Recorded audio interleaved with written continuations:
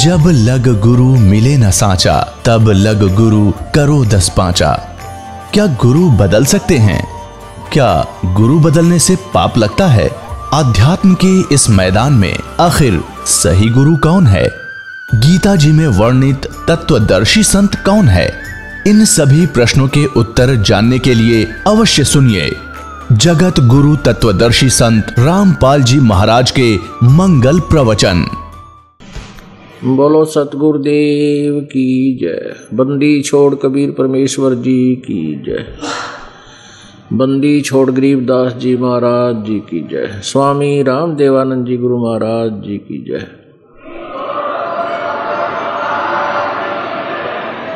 सर्व संतों की जय, सर्व भक्तों की जय, धर्मी पुरुषों की जय, श्री काशी धाम की जय, श्री छुडानी धाम की जय, श्री क्रोथा धाम की जय, श्री बरवाला धाम की जय। सत साहिब ग्रीव नमो नमो सतपुरुष को नमस्कार। गुरु की नहीं सुर नर मुनि जन साधुआ संतों सर्वसदी नहीं। सतगुरु साहेब संत सब डंडो तुम प्रणाम। आगे पीछे मध्य हुए तिन कुंजा कुर्बान। नराकार निर्विषम काल जाल भयभंजनम। निर्लेपम निज निर्गुणम अकल अनुबेशम धुनम। सोहम सुरति समापतम सकल समान नानिर्तलय। उज्ज्वल हीरंबर हरदम अम्बे परवा अथा है। वार पार नहीं मध्यतम। ग्रीव जो सुमर सिद्ध होई। गणनायक गलता ना करो अनुग्रह सोई। पारस पद परवाना। आदि गणेश मनाऊं गणनायक देवन देवा। चरण कमल लो लाऊं आदंत करूं सेवा। परम शक्ति संगीतम रिद्धि सिद्धिदाता सोई। अवगत गुण अतीतम सतपुरुष निर्मोही। जगदम्बा जगदीशम मंगल रूप मुरारी।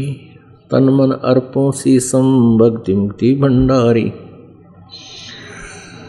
सुर नर मुनि जन ध्यावे ब्रह्मा विष्णु महेशा। शेष शेष मुख गावे पूज्य आदि गणेशा। इंद्र कुबेर सरीखा वरुण धर्म राय ध्यावे। समर्थ जीवन जी का मन इच्छा फल पाऊं। 33 कोटि आधारा ध्यावे शेष 88। उतरे भव जल पारा कट है यम की फांसी। 33 कोटि आधारा ध्यावे शेष 88। उतरे भव जल पारा कट है यम की फांसी। कर जोरूं विनती करूं धरूं चरण पर शीश। गुरु जी राम देवानंद जी महाराज ने दियो नाम बख्शीश। कोटि कोटि सिजदा करूं कोटि कोटि प्रणाम। चरण कमल में राखियो मैं बंदी जाम गुलाम। पुता हूँ गुरु देव का रामपाल दास का नाम। गले प्रेम की जेवड़ी जाखे चोहा जाऊं। तो करो तो बावड़ू दूर दूर करो तो जाऊं। जो राखो तो ही रहूं जो देव सो खाऊं।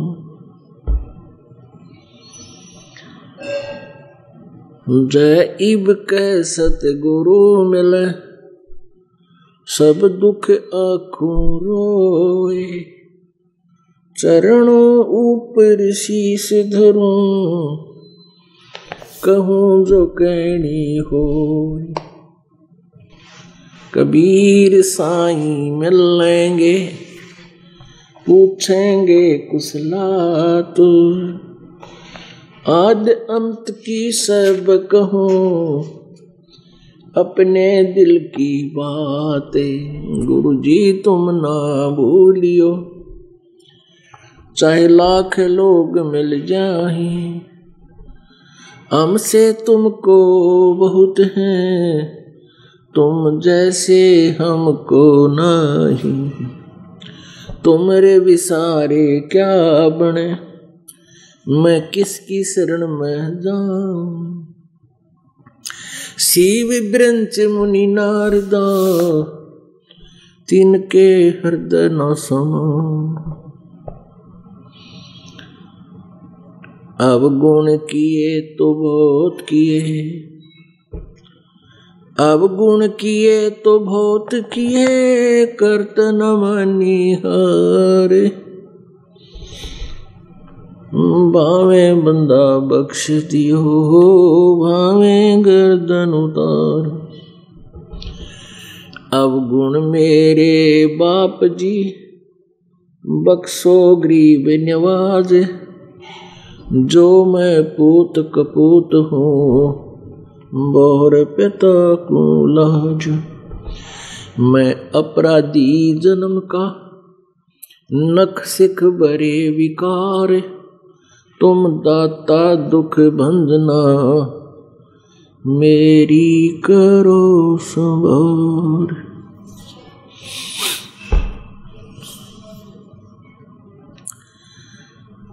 पूर्ण परमात्मा सारी सृष्टि के रचनहार कबीर देव, कबीर साहिब जी, ये वो परम अक्षर ब्रह्म है जिसके विषय में गीता जी अध्याय नंबर 15 के श्लोक नंबर 17 में कहा है कि उत्तम पुरुष है तू अन्य परमात्मा इति उदाहरते है। यह लोकतरम आविश्य विवर्ती अव्यय ईश्वर है। गीता जी अध्याय नंबर 15 के श्लोक नंबर 16 में दो प्रभुओं का वर्णन है, एक सरपुरुष एक अक्षर पुरुष। सरपुरुष को सरब्रह्म भी कहते हैं। पुरुष कहो, ब्रह्म कहो, राम कहो, साहब कहो, अल्लाह कहो, गॉड कहो, ब्रह्म कहो, पुरुष को। पुरुष माने प्रभु। और परमात्मा मनुष्य दृश्य है, इसलिए उसने अपना ही स्वरूप मनुष्य को दिया है। नर नारायण दे ही पाक है। और जकट्या न जम का फंद रे, तो इसलिए पुरुष का अर्थ परमात्मा है, लेकिन मनुष्य भी उसी का आकार होने से हमने अपने इस 5 तत्वों के पुतले का नाम भी पुरुष ही रख लिया। तो वास्तव में पुरुष माने प्रभु है। सरपुरुष या सरब्रह्म कहो, अक्षर पुरुष या अक्षर ब्रह्म कहो। गीता जी अध्याय नंबर 15 के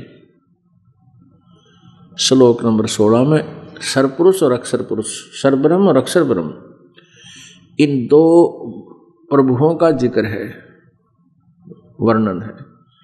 और इनके विषय बताया कि ये दोनों सरपुरुष भी और अक्षर पुरुष भी, ये दोनों ही नासवान है। इनके अंतर्गत जितने प्राणी हैं वो भी सारे शत्रुल, उनका भी वो भी नासवान है।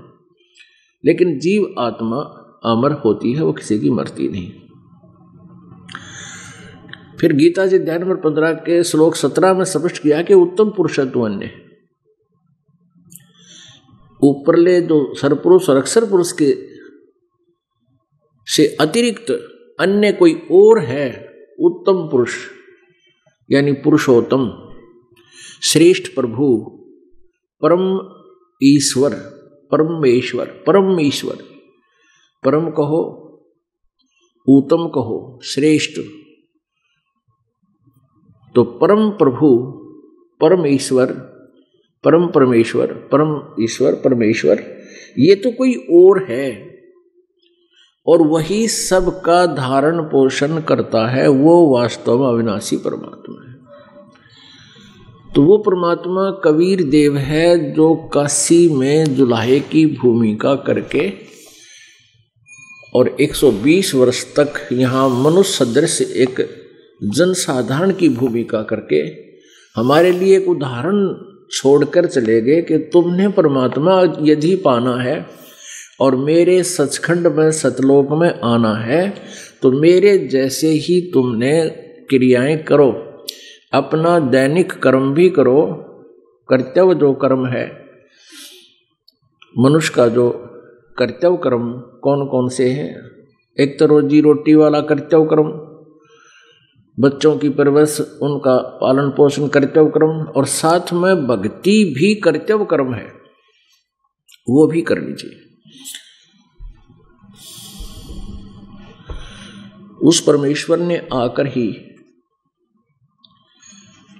हम सभी को यथार्थ ज्ञान दिया है, क्योंकि यहाँ का जो स्वामी है, जो सरपुरुष, गीता जी अध्याय नंबर 15 के श्लोक नंबर 16 में जिन दो पुरुषों के बारे में जानकारी दी है, प्रभुओं के बारे में, ये सरपुरुष जो है, सरपुरुष जिसको हम क्षर पुरुष बोल देते हैं, क्षर पुरुष, तो ये क्षर पुरुष जो है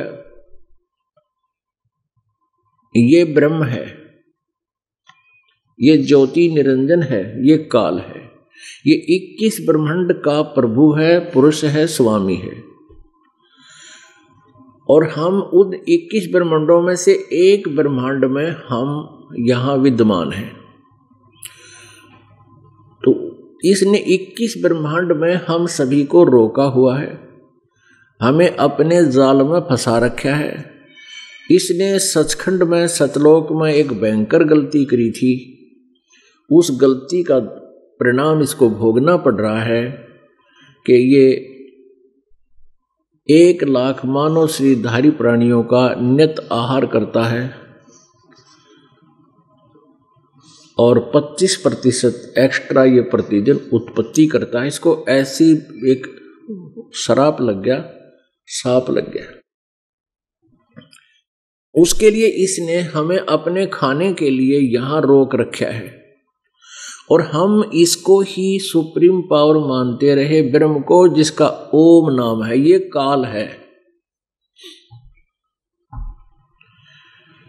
इस काल ने हमें पूर्ण रूप से मिसगाइड कर दिया, परमात्मा का नामो निशान मिटा दिया। उस उत्तम पुरुष है तो अन्य, उस पुरुषोत्तम का नामो निशान मिटा दिया। स्वयं ये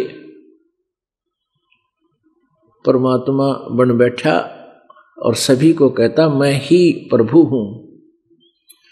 इसके विषय में परमेश्वर ने कहा कि ज्योत स्वरूपी ये कहे निरंजन, मैं ही करता भाई, एक न करता दो ना करता, ये 9 ठहराए भाई। मूला माया मग में बैठी हंसा चुन चुन खाई, और ये ज्योत स्वरूपी कहे निरंजन मैं ही करता भाई, एक न करता दो ना करता, ये 9 ठहराए भाई। 9 अवतार जो है ये सारे भगवान बता दिए। और 10वां जो आएगा भी निकलंक नाम से, कहते 10वां भी धुंधर में मिल जा, सत्य कबीर दुहाई। और 10वां भी जो भगवान तुम्हारा आएगा वो भी ऐसे ही विनाश को प्राप्त हो जाएगा जैसे ये पूर्व अवतार चले गए। जैसे श्री कृष्ण जी के पैर में तीर लगा, विषाक्त तीर से उनकी मृत्यु हुई और ना जाने कितने पाप कर्म इकट्ठे कर ले गए। ऐसे श्री रामचंद्र जी ने रावण पर चढ़ाई की, करोड़ों आदमी मरवा दिए। वो राजा के सिर पे भार रखा जाता सारा, और अंत में बच्चे कहीं, आप कहीं, और अंत में सरयू नदी के अंदर जल समाधि लेकर श्रीरांत किया। तो परमात्मा कहते हैं एक ना करता दो ना करता, ये 9 ठहराए भाई। और 10वां निकलंक नाम से आओगा कलयुग के अंत में, और वो भी सभी उसमें इतने निकम्मी आत्मा हो जाएंगी। जैसे परशुराम जी ने जब अक्षत्रियों को मारा था, वो इतने निकम्मे हो गए थे, ना कोई लोक लाज रह रही थी, ना कोई न्याय करता था, अपनी हवस के शिकार बनाते थे, बुरा हाल कर रखा था। तो उनका फिर यही अंत होता है। यहाँ अंत लास्ट में कोई ऐसी शक्ति जो काल भेजा है, इन्हें गंडासा काटे, फिर ये तब ठीक होते हैं, फिर ये खत्म हो जाते हैं, नई जनरेशन आती है, उसको अपने हिसाब से सेट करते हैं। ऐसे ही कलयुग के अंत में कृतघ्नी प्राणी हो जाएंगे, नीकलंक नाम का एक 10वां अवतार, विष्णु अवतार कहते हैं उसको, वो आएगा और सिंभल नगरी में विष्णुदत्त शर्मा के घर पर उसका जन्म होगा। उसका शरीर बहुत लंबा चौड़ा और तगड़ा होगा और वो तलवार से बहुत लंबी खड़ग होगी उसकी, और उस समय प्राणी का कद, आम प्राणी का कद बहुत छोटा हो जाएगा, ज़्यादा से ज़्यादा 1.5-2 फुट का, 2.5 फुट का तो घना बड़ा तलवार दिखेगा उस समय, इसी स्थिति आ जाएगी। तो उस समय इनको काटेगा, सबको काट काट के खत्म करेगा, मारेगा, हत्या करेगा, और फिर वो भी ऐसे ही मृत्यु को प्राप्त होगा, दुर्गति को प्राप्त होकर मरेगा। तो उसके कर्म बिगड़वा कर जैसे औरों के बिगड़वाए, तो काल ऐसे इनको अपने जाल में फंसा कर रखता है। तो परमात्मा कहते हैं, मुल्ला माया मग में बैठी हंसा चुन चुन खाई, ये ज्योत स्वरूपी कै निरंजन, मैं ही करता भाई, एक ना करता, 2 ना करता, 9 ठहराए भाई, और 10वां भी धुंधर में मिल जा, सत्य कबीर दुहाई। कि सत्य माने अविनाशी, अविनाशी परमात्मा कबीर है, और बाकी कोई भगवान अविनाशी नहीं है, वो परम अक्षर ब्रह्म है। उस परमेश्वर ने आकर के कबीर देव जी ने हम भोली आत्माओं को, जो काल के द्वारा भ्रमित ज्ञान के आधार से भिन्न भिन्न प्रकार की साधनाएं कर रहे थे, वो काल के जाल में फंसाए रखने का ही एक षड्यंत्र है इस काल भगवान का। उस षड्यंत्र का पर्दाफाश परमेश्वर ने आकर किया कबीर जी ने। अब परमात्मा हमें क्या ज्ञान देते हैं? राम नाम रटते रहो, राम नाम रटते रहो, जब तक घट में प्राण, कभू तो दीन दयाल के भनक पड़ेगी कान।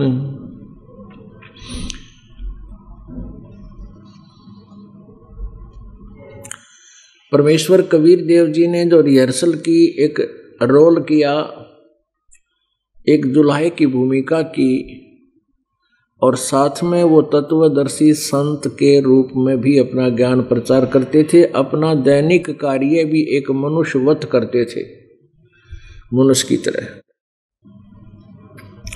प्रत्येक युग में परमात्मा ऐसा एक लीला में जीवन जीकर दिखाकर हमें चाहते हैं। सह शरीर आते हैं, सह शरीर चले जाते हैं।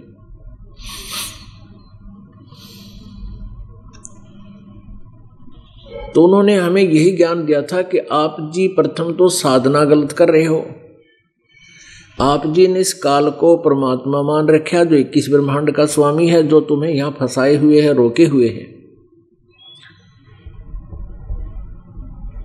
और इस काल भगवान ने अपने तीनों पुत्रों रजगुण ब्रह्मा, सतगुण विष्णु, तमगुण शिव जी के माध्यम से हम सब प्राणियों को बाई फोर्स यहां पर फंसा रखा है।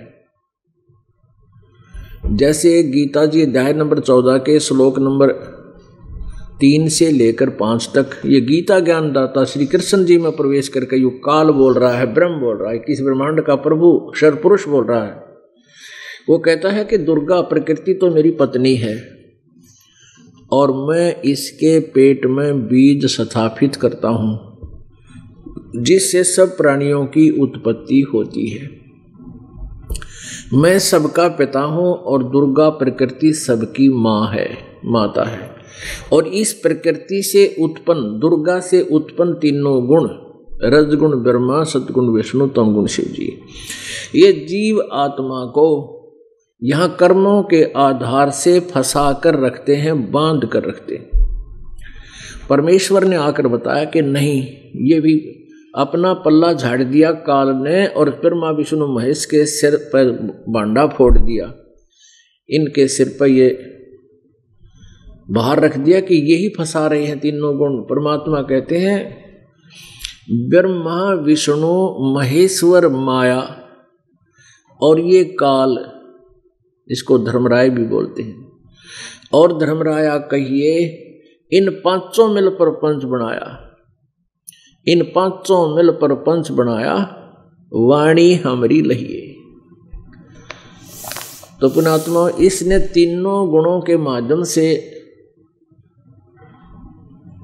रजगुण ब्रह्मा, सतगुण विष्णु, तमगुण शिव जी के माध्यम से आप जी को, हम सभी को यहां फंसा रखा है। रजगुण ब्रह्मा को एक गुण युक्त पैदा कर दिया, उसके गुण में, उसके अंदर से निकल रही जो शक्ति है, पावर है, उसकी इतनी जबरदस्त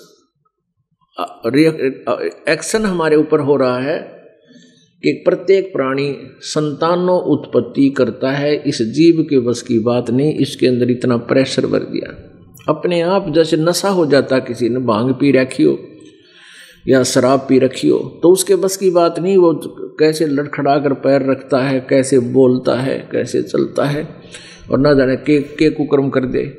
ऐसे ही जो प्राणी इस काल के प्रभाव में आकर के 21 ब्रह्मांड के प्राणी संतानों उत्पत्ति करते हैं। और भगवान विष्णु जी के सतोगुण की शक्ति से हम एक दूसरे में यहाँ मोह ममता के कारण जकड़े रहते हैं, जीव के बस का नहीं।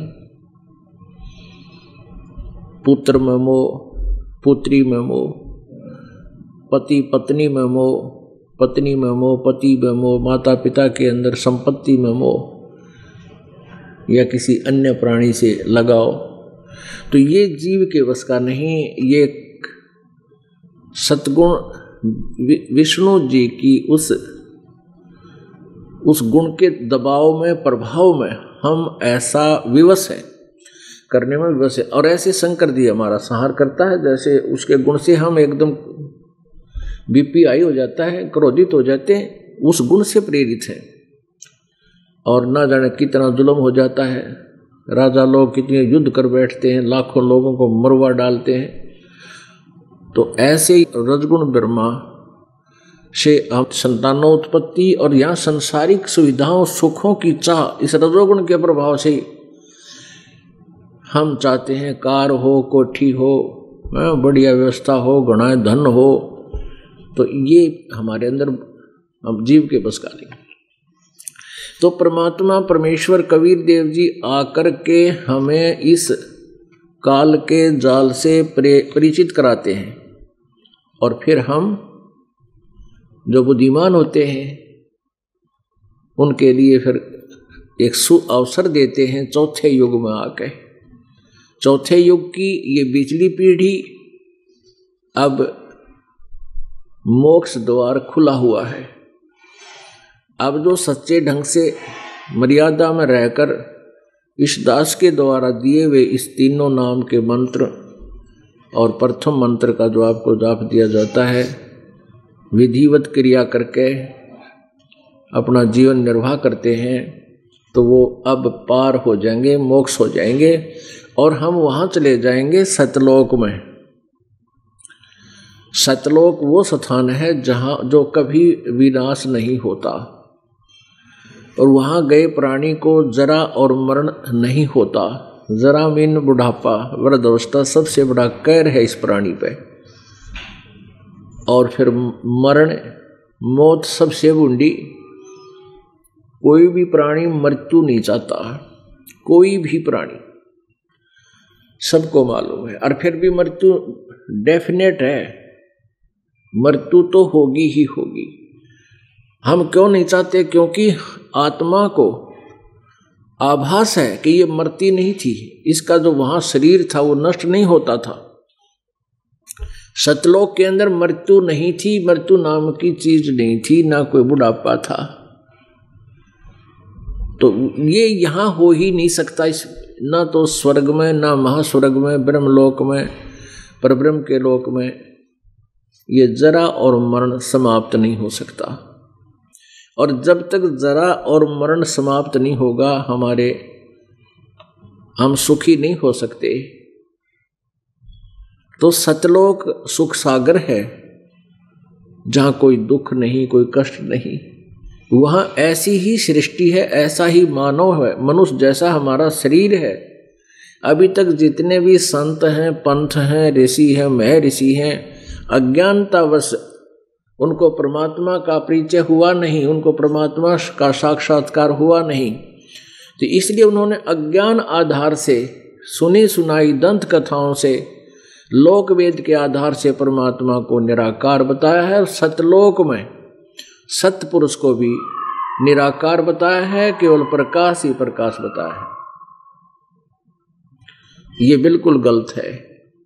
और ये सचखंड का जिन्होंने ठेका ले रखा है सचखंड वाला, ये राधा स्वामी पंथ, धनधर सदगुरु पंथ, बाल ये क्या नाम है, जय गुरुदेव का पंथ, और ये कृपाल मिशन आदि ठाकुर जी, ये सब राधा स्वामी पंथ का ही, एक ही कुएं का जल है, राधा स्वामी पंथ का ही ये उसी ज्ञान को आगे प्रचार कर रहे हैं। और इनको कैखे का पता नहीं सचखंड और सतलोक के बारे में। ये कहते हैं सचखंड के अंदर प्रकाश ही प्रकाश है, परमात्मा निराकार है, और आत्मा परमात्मा में ऐसे मिल जाती है जैसे समुद्र में बूंद मिल जाती है।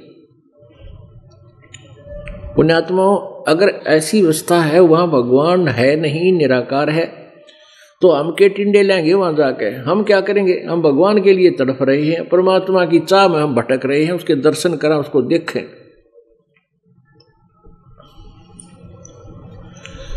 तो ये जो सिद्धांत इन्होंने बनाया, ये अनुभवहीन व्यक्तियों का है, जिनको कति सपने में भी भगवान के दर्शन कदे हुए नहीं।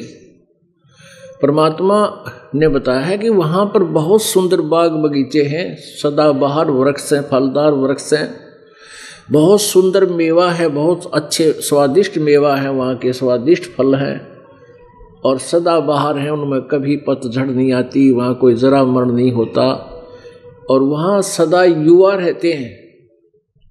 और ऐसे ही आपकी संतान होगी, वो कभी नहीं मरेगी। आपको अपने बच्चे कितने प्यारे लगते हैं, और बच्चों को अपने माता पिता भाई बहन कितने अच्छे लगते हैं, कितना प्यार है आपस में। तो पुण्यात्माओं, ये प्यार है, अच्छी बात है, लेकिन यहाँ धीरे धीरे करके ना जाने किसका नंबर आ जावे, कब आ जावे, और टक्कर मार मार कर शेष परिवार रो रो का रोदन मचाता है, और कुछ हाथ नहीं लगता। तो हमने ये एक उद्देश्य बना लो अपने जीवन का, हमने अपनी रोजी रोटी के लिए भी कुछ करना ही पड़ेगा, और फिर हमने मरना भी पड़ेगा। ये अपना गांठ लगा लो, यानी इसको एक विशेष इम्पोर्टेंट पॉइंट पर को नोट कर लो, विशेष स्थान पर, कि हमने मरना भी पड़ेगा, और जिनको हम अपना मान रहे हैं इनको हमने त्याग कर जाना भी पड़ेगा। तो ये अपने कहाँ हुए, ये हमारे कहाँ हुए? ना बेटा अपना, ना बेटी अपनी, ना कार अपनी, ना कोठी अपनी। परमात्मा कहते हैं जब काया तेरी है नहीं, इस माया के चिचड़ हो रहे, माया कहाँ से हो, तेरी माया कहाँ से होगी? तो चरण कमल में ध्यान रखो, इन दोनों ने खो, यानी ना तो काया तेरी ना माया तेरी। इसको खोने का तात्पर्य कि इसमें आस्था हटा या तेरी नहीं है, तो यहां से तो हमने जाना ही पड़ेगा। और कहते जहां आशा ता वासा होई, मन कर्म वचन सुमरियो सोई। इब जैसे मरते समय आपकी आस्था बच्चा में रहेगी, तो यहीं आके अगर तुमने भक्ति तो कर रखी है तो मनुष्य का जन्म हो जाएगा, बेटा बेटी उन की बन जाओगे, आकर के पोता पोती के रूप में जन्म ले लोगे। और यदि भक्तिहीन प्राणी है तो वहां कोई पशु बनेगा, आकर कुत्ता बन जाएगा उस गली में, फिर कड़मा मारेंगे लठ, बालक भीतर बढ़ गया था, जब मकान में प्रवेश कर गया था। तो इस बात को ध्यान रखे कि ये अपने नहीं हैं, ये परमात्मा ने के बच्चे हैं, और हम इनके सेवक हैं। उस परमेश्वर ने इन बच्चों की परवरिश के लिए हमें नौकरी दे रखी है, ये मालिक के बच्चे हैं। तो इनमें मोह नहीं हो सकता आपका। लेकिन यह बात बहुत देर तक सेट होएगी और आते जाएगी ठिकाने बात, क्योंकि ज्ञान के सुनने से और भक्ति के बढ़ने से अपने आप एक ऐसी व्यवस्था बन जाएगी मन में, आप चाहते हुए भी इनको अपना नहीं मान सकते। एक तो ज्ञान होता है, ज्ञान से बात नहीं बनती और ज्ञान के बिना भी नहीं बनती, क्योंकि ज्ञान से तो पता चलेगा। और जो हमने आपको सिमरण दिया है, इस सिमरण के अत्यधिक करने से ये दोनों का संयोग होकर के फिर लास्ट में आपकी जब मृत्यु होगी, आपकी आस्था ना संपत्ति में रहे और ना बच्चा में, अपने आप हटेगी। एक ऐसी स्थिति इसी प्रक्रिया से हो जाएगी। तो उसमें आपको ये ज्ञान भी साथ रहेगा और ज्ञान से आधार से आप फिर इन बच्चों में चाहते हुए भी नहीं करोगे, वैसे तो होगी नहीं और फिर चाहो भी नहीं गए। आप सुरती ऊपर की धुरकी लगाओगे, ध्यान ऊपर लगाओगे कि सतलोक जावा, ना तो फिर वही चक्कर पड़ा रहेगा। तो उस समय आपको ये ज्ञान बहुत सहारा देगा। क्या? कोट जन्म तन भर मत होगे, कुछ ना हाथ लग्या रे, कुकर सुकर खरबया बोरे, कौआ हंस बुगारे। कोटि जन्म तू राजा की, न मिटी न मन की आशा, भिक्षुक होके दर दर घूम लिया, मिला न निर्गुण रासा। इंद्र कुबेर ईश की पदवी, ब्रह्मा वरुण धर्मराया, विष्णुनाथ के लोक को जाकर तो फिर भी वापस आया। असंग जन्म तन मर्त्या होगे, जीवित क्यों न मरे रे, द्वादश मध्य महल मठ बोरे, बहुर न दे धरे रे। दोजक बहिष्ट सभी तय देखे, राजपाट के रसिया, तीन लोक से तरपत नाही, ये मन भोगी खसिया। सतगुर मिले तो इच्छा मेटे, पद मिल पदे समान, चल हंसा उस लोक पठाऊं, जो आदि अमर अस्थान। चार मुक्ति जहाँ चंपी करती, माया होरी दासी, दास गरीब अभय पद पर से, वो मिले राम अविनाशी। अपने आत्मा, जब आप यहाँ से शरीर छोड़ कर जाओगे, ये पॉइंट हैं काल के जाल से निकलने के, ये दाव पेच हैं जो आप जी को सत्संग के माध्यम से आपको सावधान किया जाता है और आप जी ने इन फार्मूलों को लगाना है। जब एग्ज़ाम आवेगा, तो आप स्टूडेंट हो, आपका एग्ज़ाम भी होगा, क्योंकि अंत में जब मृत्यु होगी, जब तुम्हारा वो एग्ज़ाम होगा और उस एग्जामिनेशन में आप जी ने सफल कैसे होना है, तो ये तरीके बताए हैं। तो उसमें आप जी के या यो शब्द हृदय में जमा हुआ होगा और यो ज्ञान आपको एक जबरदस्त सपोर्ट दे करेगा। और जो भक्ति आपकी, जो सिमरण विधिवत आपने किया हुआ वो कमाई, उसका इतना जबरदस्त प्रेशर होगा कि फ्रिक्शन ऑफ सेकंड में आप जी बाहर गुफा में पहुंच जाओगे। अब ये बात बनाओ है ऐसे जाएंगे वैसे जाएंगे, नहीं। आपकी जो कमाई है आपको इतने बहुत शीघ्रता से, क्योंकि हमने चलना कहाँ से है, मूल कमल में जाना पड़ेगा पहले, और मूल कमल से फिर त्रिकुटी में, त्रिकुटी तक तो ये प्रोसीजर से ऐसे आने का। त्रिकुटी में जाकर के फिर हमने वहाँ आप जी का अकाउंट करवाया जाएगा क्लियर, परमात्मा साथ होंगे इस दास के रूप में, और फिर आपको ऐसा महसूस होगा, वो ज्ञान आपके आधार बनेगा। जैसे आपकी मृत्यु होगी, जो भक्तिहीन प्राणी है उसकी तो दुर्गति होया करे, उसने बूंदी बूंदी शकल के दिखेंगे और नो काले काले है, लंबी लंबे दांतां, उसकी कलजा पाट जाएगा, डरते की टट्टी पेशाब निकल जाती है। इन्हें नुआवे क्यों है? इसलिए मरे पाछे नुआओगे, पहला कोई ना नुआवे। बता, ये और फूकन जान लग रहे हैं, नुआओ बिला पहला तैयार करो, रोज ठा के फूके और नुआन की जरूरत रहेगी, उसने माटी मिलाना ही है। फिर भी तो वो इसलिए स्नान कराते हैं, टट्टी पेशाब में बुरा हाल होता है उसका, उन्हें मांझ धोकर फिर फूकने जाएंगे। और जो भक्ति करते हैं उनको तो सपना सा होगा मृत्यु का, जैसे स्वप्न में आप जा रहे हो और स्वप्न भी बढ़िया हो खुशी का, ऐसे आप जा रहे हो जैसे सत्संग में, और वहां पहुंच जाते हो त्रिकुटी में जाकर आप जी का सतनाम की जो कीमत है, भक्ति की कमाई है, उसका वहां से शुरुआत होगी। उसको वहां आपका अकाउंट क्लियर होगा। सतनाम में एक ओम मंत्र है, दूसरा वो तत्गुप्त है, जो उपदेश प्राप्त है उनको मालूम है। तो ओम नाम के जाप की भक्ति कमाई और यज्ञ हवन धर्म जब आप यहाँ करवा रहे हो, इसकी जो भी भक्ति का जो धन है वो इस काल को भ्रम को छोड़ देंगे,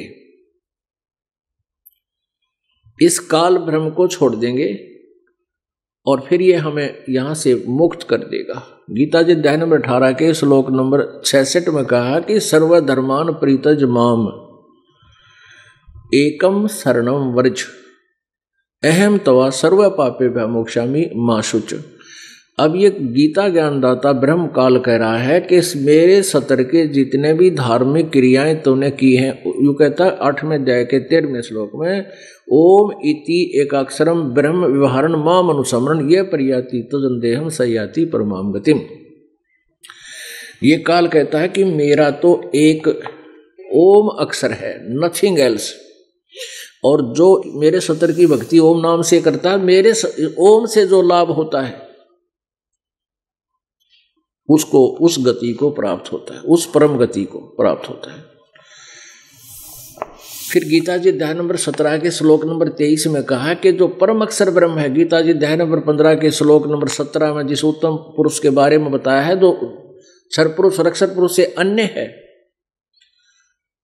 कहते वो उत्तम पुरुष तो अन्य है, उसका जो मंत्र है उसके पाने के लिए, उसकी भक्ति का, उसको उसके लोक में जाने का, यानी हम जिस इष्ट की भक्ति करते हैं उसको प्राप्ति के लिए प्रयत्न है। तो हमने उस परमात्मा उस ब्रह्म की तत्ब्रह्म परम अक्षर ब्रह्म को पाने के लिए कौन सी क्रियाएं करनी है, उसके 3 मंत्र का जाप है। गीता जी अध्याय नंबर 17 के श्लोक नंबर 23 में ओम तत्सत इति निर्देश ब्रह्मणे तिर्विधे समर्थ है ब्राह्मणा तेन वेदा च पुरा विहिता यगा विहिता। तो कहने का भाव यह है कि जो उस परम अक्षर ब्रह्म सच्चिदानंद घन ब्रह्म के लोक में जाने का, उसको पाने का इस 3 मंत्र का जाप है। ओम तत्सत, ओम तय ब्रह्म का, और तत् ये सांकेतिक है, ये अक्षर पुरुष यानी परब्रह्म का, और सत ये भी सांकेतिक है, दास बताओगा, और ये है परम अक्षर ब्रह्म का।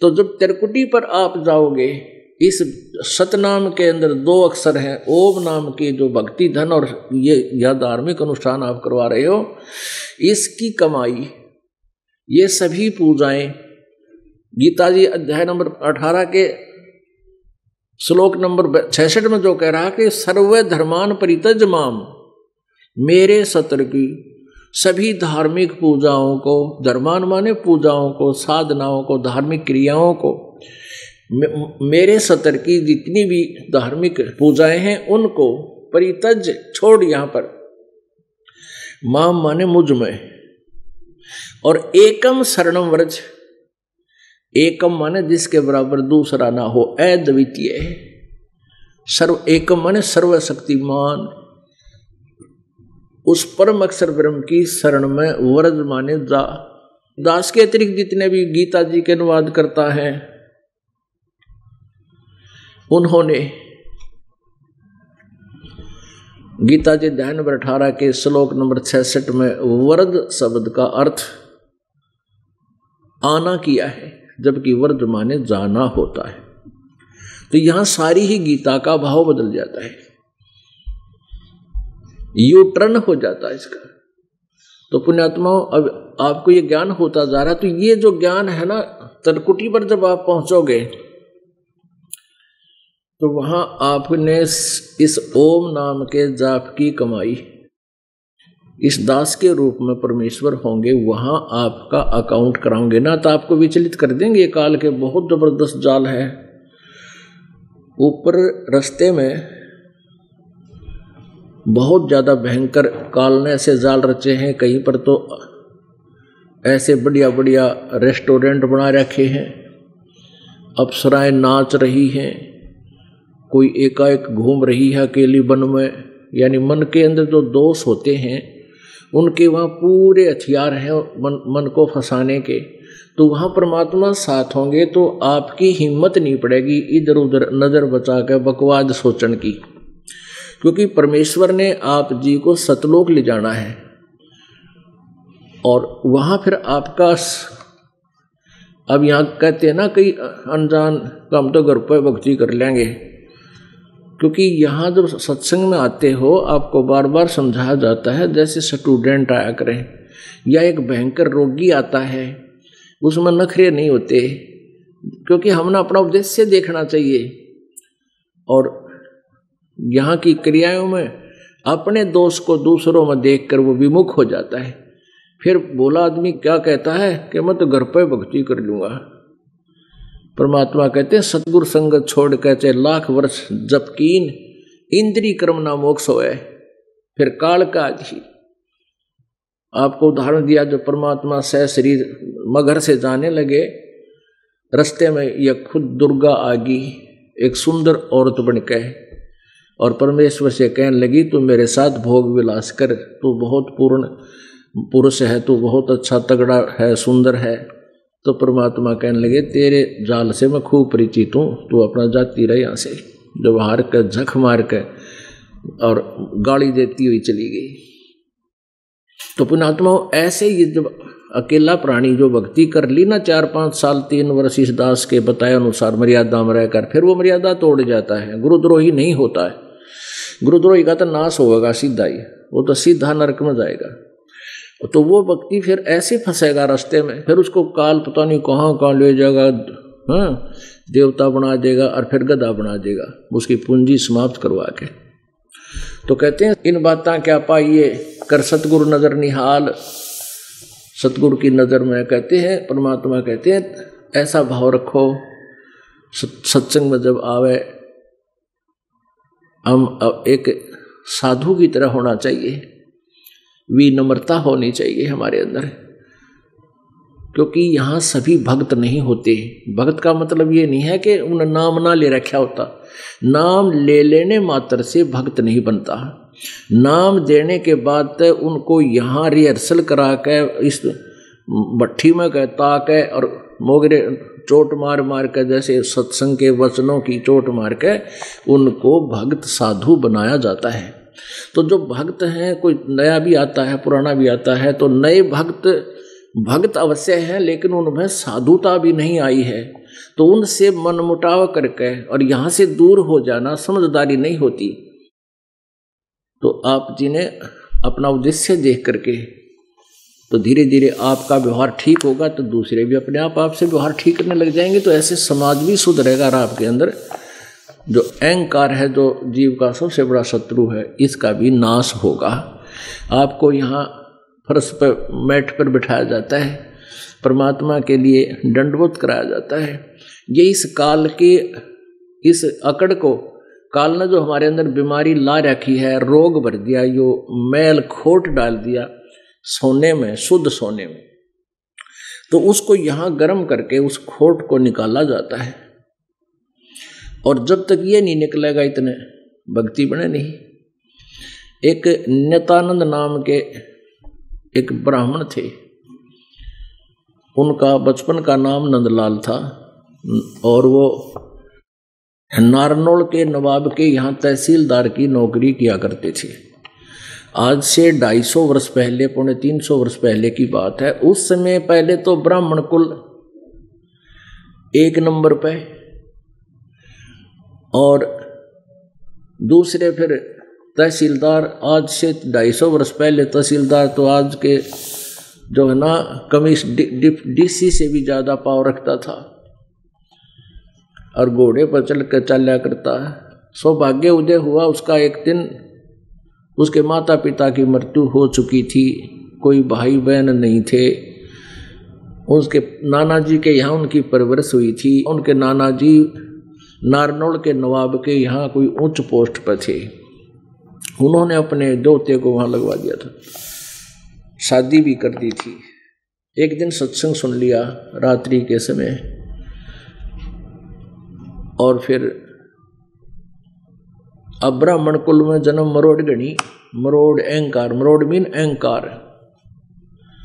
इतनी मरोड़ में अहंकार था कि पहले तो ब्राह्मण में इतनी अहंकार होया करता, पहले अन्य जाति वालों से बचकर निकालते थे, अपने को श्रेष्ठ मानते थे। दूसरे फिर तहसीलदार की पोस्ट का और डबल डिफेक्ट हो गया यो।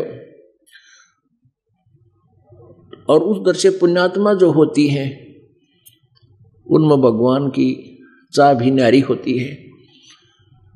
रात ने सत्संग सुना, नींद नहीं आई कि यहाँ तो भाई परमात्मा की भक्ति के लिए शरीर मिला है। और ये संत जितने भी हैं, ये संत ज्ञान तो मिलता जुलता दे देते हैं प्रेरणा देने के लिए, लेकिन उनके पास समाधान नहीं होता।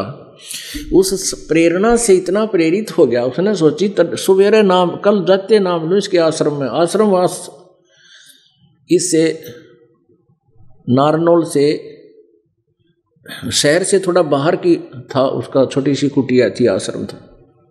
वो संत वहाँ आता था और वो वैष्णव विष्णु जी के उपासक थे, वो संत गुमानी दास जी।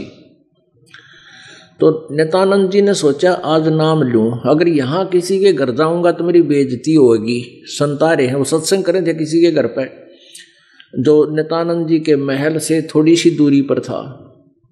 तो उसमें अभिमान था कि यदि यहाँ जाकर मैं भिक्षा दान की दीक्षा लूँगा, नाम की दीक्षा लूँगा, नाम दान लूँगा, तो लोग मेरी हंसी करेंगे, मेरी बेइज्जती होगी। एक तो तहसीलदार और ऊपर तो ब्राह्मण है। इसने सोचा कि वक्त से उठ के जल्दी से जाके, और ये स्वामी जी वहाँ चले जाएंगे अपने कुटिया में, इतने शाम ने 2 घंटे सत्संग करके वो चले गए थे। तो सुबह सुबह जाऊँगा, गाँव का नगर का कोई व्यक्ति नहीं होगा वहाँ पे। सुबह सुबह नित्यानंद जी यानी नंदलाल जी, नित्यानंद तो फिर बाद में नाम रखा है इसका, गुमानी दास जी ने, घोड़े पर सवार होकर और आश्रम की तरफ जा रहा था। उधर से स्वामी वहाँ का जो महाराज जी थे वो सैर सपट्टा करने के लिए उसी रास्ते से दूर, अपने आश्रम से दूर घूमने जा रहे थे। और उन्होंने रात्रि में तो कपड़ा बांध रखा था सिर पर, वो कचकोला दिखा को नहीं जो उसने उस तरह फिरा रखा था। और सुबह वो नो का नो बगैर कपड़े सिर पर डाले इजी मूड में घूम रहे थे। उधर से नित्यानंद आ गए। ब्राह्मण सोन को सोन बहुत मान्या करते। तो उस नंदलाल ने अर्थात नित्यानंद जी ने सोचा आज तो मैं शुभ काम के लिए चला था, अपने जीवन का जो है उद्धार, आत्मा उद्धार के लिए जा रहा था दीक्षा लेने। और यो मनुष्य सुबह सुबह कितना आ गया मुंड मुंडा के, इसने तो सारा अपशकुन कर दिया मेरा। और लेकिन इतनी इसमें क्या करते थे, वापस मुड़ जाया करते थे कि आज नहीं लेते। लेकिन उसका इतनी जच गया बात, इतनी हृदय में प्रेरणा होगी कि नाम तय लेना पड़ेगा कि ना जाने कल मृत्यु हो जाए, ये तो बात बिगड़ जाएगी। इतना दृढ़ था कि पिछले संस्कार भी एकदम प्रेरणा देते हैं। कोई पुण्य आत्मा थे वो, उन्होंने सोचा वापस नहीं जाना चाहिए। तो उसने अपनी सोच से सोचा इस सोन को कंडम कर देता हूं। घोड़े पर सवार आ रहा, इतनी देर में सारी सोच गया वो। और उस नेता जो घूमने आया था वो संत था, वो संत ही गुमानी दास। उसके निकट घोड़ा रोक के और सिर में टोले मारे, नो दोनों उंगलियां कट्टा ने बोला मनुष्य कीता आ गया तो आगे थे, मैं एक बहुत जरूरी काम के लिए जा रहा था, तुमने आज आना था मेरे आगे मुंड मुंडा के। अब वो संत सोचा भाई आदमी सब दिखा था, अरे इसने क्या किया मेरे साथ। पर संत गणा ध्यान नहीं दिया करते, क्यों इसे करा कितने टकरा रहे हैं दिन में, कोई गाली दे रहा है, कोई राजी बोल रहा है। संत चला गया। अब नित्यानंद जी ने वहां घोड़ा रोक दिया, एक वृक्ष का बांध दिया, और वहां एक दो चेले रहा करते, दो चार उन्होंने आसन लगा रखा था बाहर। गुरुजी नहा धोकर वहां बैठा करते, आकर कोई दर्शनार आते थे उनको दर्शन दिया करते थे, दीक्षा देते थे। आसन लगा रखा था ना, आगे बैठने वालों के लिए बोरी बारी बिछा रखी थी। अब नित्यानंद जी ने पूछा, भाई महाराज जी कहाँ हैं? वहां शिष्यों ने बताया, बैठ जाओ। बैठो साहब, अभी आते हैं, आ जाएंगे, अभी आ जाते हैं। वो बैठ गया, कति आगे बिठाए रखा। अब गुमानी दास जी घूम घाम कर दूसरी साइड से स्नान करके तालाब तड़ूब में, और फिर वो आकर आसन पर बैठ गया। जब वो आंख चार, नित्यानंद ने सोचा ये तो वो महाराज जी है। भाई रास्ते में तने इसके टोले मारे थे, नीची गर्दन कर ली, नो शर्मा गया। अक मैंने तो नाश कर दिया, अरे यू नाम दे नहीं। नीचे नगर्दन कर ली, शायद ना पहचान सके, घोड़ा बंध रहा और पहचान तो लिया था वो। अब गुमानी दास जी समझ गए, भगत तो शर्मा गए। तो कहने लगे, भाई बच्चों, कोई व्यक्ति कुम्हार के यहां से मटका लेने जाता, घड़ा, और उसको वो बजा के देखा करे। एक अन्य का घड़ा लेने जाता है, उसको ऐसे मार के देखा करे, खरा से खोटा, इसमें कोई डिफेक्ट तो नहीं है। और बेटा तने गुरुजी बजा के देख लिए तो क्या दिक्कत हो गया, आपने तो सौदा करना था जीवन का। बड़ा वो चरणा में गिर गया वो नित्यानंद, और पैर पकड़ दिए ने, बोले महाराज जी माफ कर दो।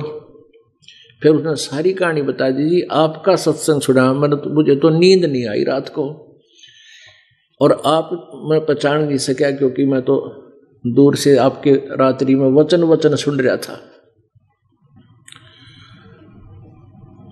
और वापस मैं जा नहीं सकूं था क्योंकि मैंने नाम लेना जरूरी था।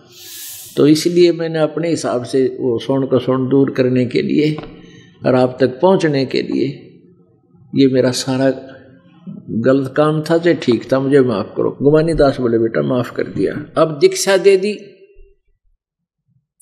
ज्ञान सुना, नाम का जाप किया। कुछ दिन के बाद उसकी पत्नी की भी मृत्यु होगी। अपने आत्माओं, आप इन कथाओं को अपने हृदय में जचाना, इसे निष्कर्ष निकालना। आप जी तो यहां आते हो, नाम ले लिया और भैंस का काटड़ा मर गया, तो नो कहेंगे क्या फायदा हुआ नाम, तो बता काटड़ा मर गया। और मरना हो मानस, मृत्यु होनी हो घर के सदस्य की, और परमात्मा ने टाल दी काटड़े में, काटड़े दो और भैंस दो दे देगी कदे, यो मनुष्य जीवन नहीं मिल रहा है। तो हमारी बुद्धि तो भक्ति के योग्य अभी होती भी नहीं, हम तो आते हैं केवल थोड़े बहुत स्वार्थ सिद्धि के लिए, कोई बात नहीं। परमात्मा कहते हैं, कोई वैश्य जय कोई भक्ति करे कपटते, उसको भी अपनाऊं और श्याम दाम दंड भेद से फिर सीधा मार्ग लाऊं। और वहां नित्यानंद की पत्नी मर गई, और उसने के मनाया कि भगवान या और सुटाएगी, ये और बढ़िया हो गया, पीछा छुटवाऊंगा। अब ज्ञान को हमने आगे रखना है जब मोक्ष जाना है। यदि तुमने संसारिक लाभ ही लेने हैं, वो आपकी मौज है, उड़ के तरह कमी तुम्हें छोड़ेगा नहीं परमात्मा। लेकिन साथ में ये भी ज्ञान दिया जा रहा है, वो अभी सुनाएंगे। तो उसके बाद उस नित्यानंद जी को ज्ञान हुआ और भक्ति का दबाव उसके अंदर प्रभाव खूब हुआ, जैसा भी नाम उसके गुरु ने दिया। क्योंकि ये लोग, जैसे कोई भी मंत्र है किसी एक, जैसे ओम मंत्र है, इससे भी सिद्धियां आ जाती हैं। जैसे गायत्री मंत्र था, यो है तो यजुर्वेद अध्याय नंबर 36 का मंत्र नंबर 3 है। इसका अगर ओम शब्द लगा के इन्होंने इसको बिगाड़ लिया और गायत्री मंत्र बना दिया। यदि इस एक मंत्र का जाप बार बार करते रहोगे, इससे भी कुछ सिद्धियां आ जाती हैं, मोक्ष नहीं होता। तो ऐसे कुछ दिनों के बाद नित्यानंद जी को यूं कति चांदना हो गया। फिर उन्होंने अपना अनुभव बताया है कि ब्राह्मण कुल में जन्म था, मैं करता बहुत मरोड़े, गुरु गुमानी दास ने भाई दिया को बदगढ़ तोड़े। कह रहा है कि ब्राह्मण कुल में जन्म था और मैं करता बहुत मरोड़े, और गुरु गुमानी दास ने दिया कुबद गढ़ तोड़े। गढ़ माने किला था यो कुबद का। ब्राह्मण के घर जन्म और तहसीलदार की पोस्ट, कहते हैं कुबद का गढ़ था यो संत ने तोड़ दिया। अरे मुझे सतमार्ग मिल गया, अधीन हो गया। अब वही नित्यानंद कहता है सिर सौंपया गुरुदेव को, सफल हुआ यो शीस, और नित्यानंद इस शीस पे इब आप बसे जगदीश। तो इस तरह के उनके अंदर विचार फिर पैदा हुए। तो यहाँ आने के बाद आप जी में किसी प्रकार के भी ये भक्ति बाधक जो विकार है ये नहीं होने चाहिए। अहंकार जीव का सबसे बड़ा शत्रु है, किसी प्रकार का भी हो। या तो जैसे बीमार आदमी होता ना, जिसको यहाँ से लोकल हॉस्पिटलों से जवाब मिल जा कि आप पीजीआई चंडीगढ़ या ऑल इंडिया इंस्टीट्यूट दिल्ली जाकर चेकअप कराओ अपना, कलेजा पाट ले हड़े तो उस आदमी का, और वो चाहे कितनी उच्च पोस्ट का हो और कितना माया का, कितना धनी हो और किसी पोस्ट पर हो, वो भूल जाता अपने आप को, उसको अपना जीवन दिखाई देता है। तो पुण्यात्माओं, अपने जन्म और मृत्यु का दीर्घ रोग लाग रहा है, और जरा और मरण का जो रोग है, जब तक इसका ट्रीटमेंट नहीं होगा तब तक आप अपने आप को सुरक्षित मत समझना, स्वस्थ मत समझना। तो ये संसार रूपी हॉस्पिटल है। ये जीवन आपका जो यहाँ आप आए हुए हो, आपने इस हॉस्पिटल में प्रवेश पाया है परमेश्वर वाले में, तो ये इस हॉस्पिटल में आप जी को अंतिम श्वास तक इसके टच में रहना पड़ेगा, चेकअप कराते रहना पड़ेगा, यहाँ आना पड़ेगा अंतिम श्वास तक। जब आपकी मृत्यु होगी तब आपका इस हॉस्पिटल से छुटकारा होगा। जिनका ट्रीटमेंट पूरा हो गया वो स्वस्थ होकर के सतलोक चले जाएंगे, जिनका इनकम्प्लीट रह गया उनको फिर से भर्ती हो कराए जा सकते हैं, उनको दोबारा जन्म मिल सकता है जो मर्यादा में रह रही है। लेकिन कोशिश करो कि ये जन्म बढ़े नहीं। मनमाना दोबारा जन्म हो गया, नाइजीरिया में पैदा कर दे, जापान में पैदा कर दे, अमेरिका में, यूरोप में पैदा कर दे, उड़ा सारी बकवाद, भगवान का आसपास भी कोई ना, और वहां का बन जाओगे राष्ट्रपति, क्योंकि पुण्यता आपकी यहाँ से इकट्ठे किए, वो संग्रह कर लिया। अब काल अपने हिसाब से ठोक कर ठा गए, उड़ा 10 साल रह गए, 5-4 साल रह गए प्रधानमंत्री करके खोटे कर्म सारे, और फिर गधा बन जाओगे। तो यहाँ ये याद दिलाया जा रहा है कि जब आप यहाँ से जाओगे सतलोक चलोगे, तो सबसे पहले आप जी इन कमलों से गुजर के सतल त्रिकुटी पर पहुंचोगे। तो वहां परमात्मा इस दास के रूप में आपको मिलेगा। किन को मिलेंगे? जो आजीवन इस दास को गुरु रूप में स्वीकार रखेंगे। कहते हैं गुरु भक्ता मम आत्म होई, वाके हृदय में रहूं समोई। गुरु का भक्त मेरी आत्मा होगा। और जो गुरु से विमुख हो गया, कहते हैं गुरु सतगुरु विमुखा युग युग रोवे, और मानुष जन्म पाके खोए।